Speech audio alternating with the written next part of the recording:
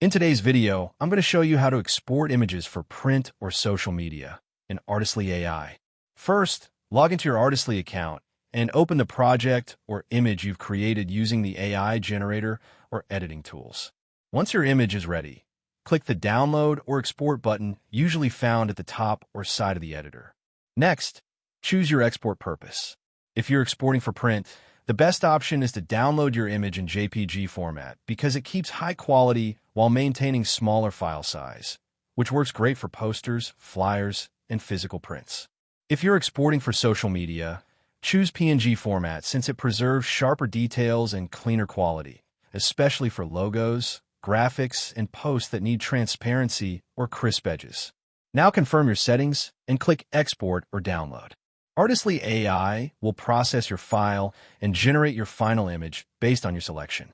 Once it's ready, save it to your device and double-check the resolution and clarity before using it on your platforms.